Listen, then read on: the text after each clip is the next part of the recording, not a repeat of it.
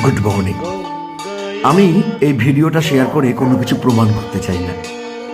আমি শুধু সবাইকে বলতে চাই, এই যে ভিডিওটাতে আপনারা দেখছেন, আমার বাড়িতে পুজো হচ্ছে, ঠাকুরমশাই যজ্ঞ করছে, এই যে আমার ছেলেমেয়েরা ঘুরে ঘুরে বেড়াচ্ছে, আমার পাশে সঙ্গে রয়েছে। রটিও কিন্তু ঠিক তাই, একদম আমার নিজের ছেলের মতোই আমার পাশে চুপচাপ বসে পুজোটা দেখছে। ওকে বুঝিয়ে বলছি, ও যেন শব্দ করে বলছে, হ্যাঁ আমি বুঝতে পারছি। এই স্বাধীনতাটুকু ওর আছে। আমার ছেলে মেয়ে যেমন আমার পাশে থাকতে পারে, তেমন রটিও আমার সন্তান। রটিকেও আমি সব ক্ষেত্রেই আমার পাশে রাখি।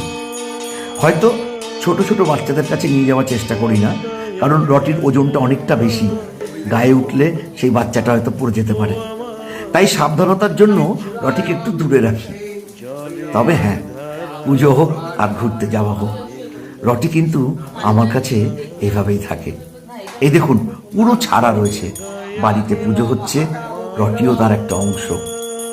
আমি চাই যাদের বাড়িতে পোষ্য আছে তাদের ভাবনাটাও এমন হোক। আমি কিছু প্রমাণ করতে চাইনি। এই ভিডিওটা যে করেছে তাকে অনেক অনেক ধন্যবাদ, যে আমি আপনাদের সঙ্গে শেয়ার করতে পারলাম, বোঝাতে পারলাম ওদেরও অধিকার আছে। ওরাও বাড়ির সব জায়গায় থাকতে পারে, সব জায়গায় যেতে পারে। পুজোতে কেন বাদ যাবে? পুজোতে ওরাও থাকতে পারে।